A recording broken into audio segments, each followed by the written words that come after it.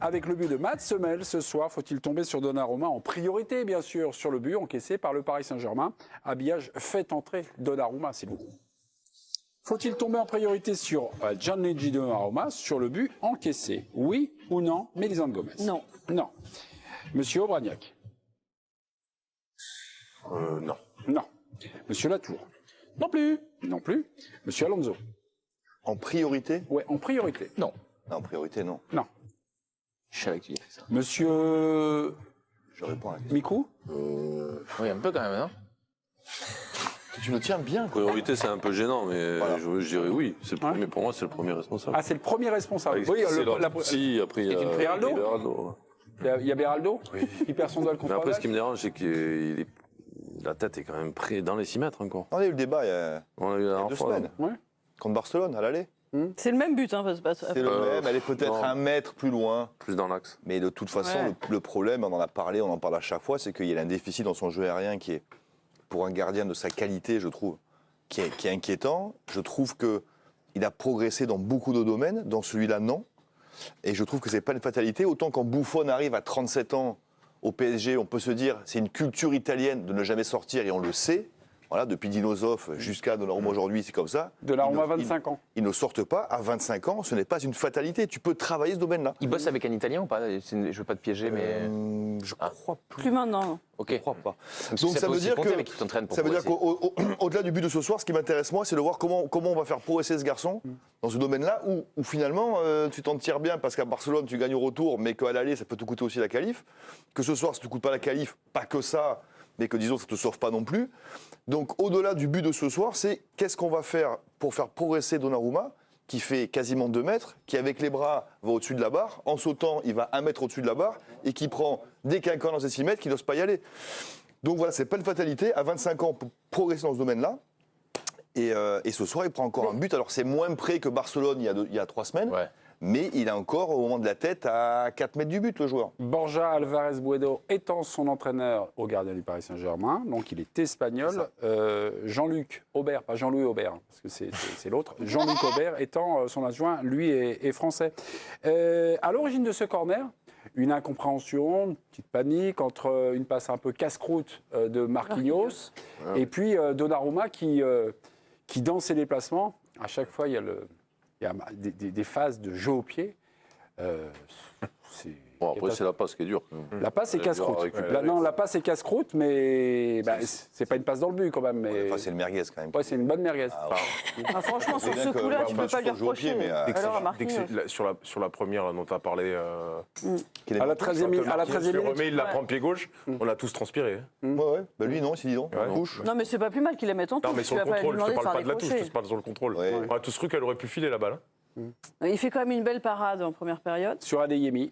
Et tu parlais de Buffon, des gardiens italiens qui sortent pas. C'était pas une fatalité non plus. La Juve, ils prenaient pas de but sur corner comme ça. Hein. Ils ont fait des finales de Ligue des Champions pour le coup, avec Ouais, mais Buffon c'est qui parce que ça sortait défend pas. mieux. Parce Ça qu'il y avait défend des mieux. défenseurs centraux qui gagnaient leur duel. Parce que quand tu as un gardien qui sort pas, puisqu'effectivement la tradition italienne, c'est de pas sortir même dans les 6 mètres, c'est parce que tu as des mecs au duel qui gagnent leur duel. Parce qu'ils sont concentrés sur leurs joueurs et ils le lâchent pas dès que Et le gars est-ce qu'il fait un peut pas. progresser Et ils perdent là-dedans, pas tu comme. penses Hein, j'espère en tout cas que Beraldo va progresser défensivement. Vous avez un gros doute sur Beraldo. C'est pas un Mélisande. doute sur Beraldo, c'est lui qui est chargé du marquage. Il le laisse partir, mais comme un pupille, le laisserait partir, quoi. Et après, donc, il a eu 2 secondes d'avance et c'est fini. Est-ce que c'est à Beraldo? Sachant que c'est un très bon joueur de tête. T'as un mec, un défenseur central, tu le mets sur le meilleur joueur de tête adverse. Ça me semble pas ouf, quoi. Tu vois, c'était pas comme si Vitinha était au duel. Mets ton meilleur joueur de tête sur ce jeu. J'imagine que Marquis, il avait un grand aussi à Parce que marquer.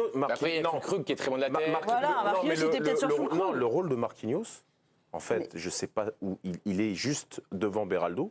Je sais pas s'il joue homme libre ou pas, mais si vous regarderez sur le débat, il n'a personne. Donc soit il est homme libre de Luis Enrique, tout le monde est au marquage et lui il est dans une zone parce que ça peut arriver que tu mettes quelqu'un dans une zone et tu mettes les autres au marquage. Mais vous verrez que sur l'action, Marquinhos est juste devant Beraldo. Beraldo se fait jongler par un effet de manche. Voilà. Mais Marquinhos, je sais pas si, enfin, Pardon, je sais pas s'il devait prendre quelqu'un, pas prendre Ouais. quelqu'un. Ok. Mais c'est Beraldo qui est en Que en face Beraldo directe. soit dans une zone, voilà. Donc il y a de Ben, l'individuel, marquage, un peu de zone, il y a un peu de mix et tout ça. Mais le rôle du gardien là-dedans, là, ok, il a son organisation défensive, des mecs au marquage, Beraldo peut-être homme libre ou pas. À 5,50, c'est pour lui, non? Non, mais Donnarumma, Beraldo, il est sur juste, il est au marquage juste, Mémé, je vois- du de buteur. Hummels. Ouais. Vous connaissez Mémé. Ça, c'est sûr.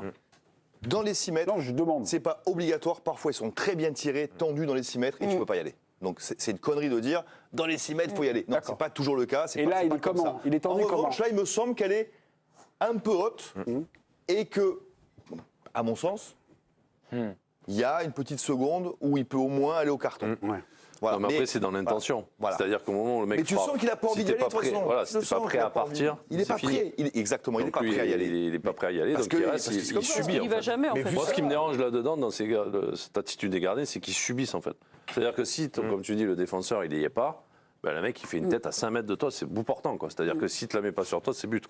Donc moi, je préfère qu'un gardien sorte et qu'il peut se trouver une fois ou deux de temps en temps, Non, mais après, déjà, mais tu au moins, il en dissuades. impose, quoi. Et tu dissuades. En plus. Mais là, tu dissuades pas du tout. Et il y a une semaine, je crois, ouais, j'ai vu un papier du Godelon dans l'équipe, où il y avait Christophe Lelichon, puis vous racontiez parfois votre carrière, et puis les moments, on va dire, un peu critiques, où vous étiez fait choper par... Choper. Non, vous étiez fait choper par les lame. défenseurs, c'est eux Ouais. qui vous avez chopé, ou c'est vous qui dit j'en peux plus, allez-y, canardez, je vais sortir et tout ça. Comment c'était passé, je ça vais le faire hyper court. C'est-à-dire Ouais. qu'en fait, moi, dans ma génération, la référence, c'était le jeu aérien. Tu te rappelles, on disait, là, si tu vas pas, nous, c'était notre référence. C'était pas le jeu au pied du tout, heureusement pour moi d'ailleurs, mais c'était plus ça. Bon.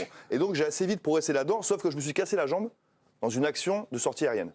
Donc après, je suis quasiment reparti de zéro parce qu'il y avait aussi ça, moi, qui me... Un blocage Ah, mais complet, complet. Et en arrivant au PSG, j'ai pris double lame DU Hens. Qui me disent Papa, là, faut te réveiller, là. t'es gentil, mais là, et ta fracture, machin, nous, on n'a rien à foutre. Ouais, ouais. On est 95e, il faut y aller, papa. Et donc Et donc, je suis reparti bosser à vide, avec des mannequins, et puis boum, et puis tout seul, pour les après-midi entières, machin. Donc, c'est-à-dire que j'ai à vide repris une confiance, repris des repères, repris des courses, repris des petits pas, plein de choses qui ont fait que, ben, après, en match, j'ai osé y aller, qu'après, eux, ils ont vu que je Mais faisais c'est- l'effort. Les joueurs voient que tu fais l'effort aussi. Et donc, effectivement, je me suis trompé. Et une c'est ou deux des fois. UENs qui vous ont Ah, les mis deux un peu la premiers, ouais, pression. ils m'ont mis là, c'est pas. Parce qu'il y avait Lionel Utizi qui était très très bon dans les airs, qui était vraiment une agilité, c'était vraiment un chat, il se dépassait super bien, il allait vite en l'air, il avait une bonne vision. Et quand je jouais, il me disait non mais Jay, le déficit il est trop grand entre vous deux, c'est pas possible, donc il faut que tu fasses quelque chose. Et ben, j'ai fait quelque chose, mais c'était pas une fatalité. Je suis revenu à zéro après une grave blessure et je l'ai rebossé. Et je pense que, sans me dénigrer, intrinsèquement, j'ai moins de qualité que Donnarumma. Et je suis moins grand. C'est-à-dire que pour lui, à 25 ans, moi je l'ai fait ça à 30 ans. C'est-à-dire que je pense que pour lui, je pense qu'il peut vraiment progresser à nouveau là-dedans. Mais oui, tu peux le faire. Ah, puis t'as vu, Tu la peux- carrure du bonhomme.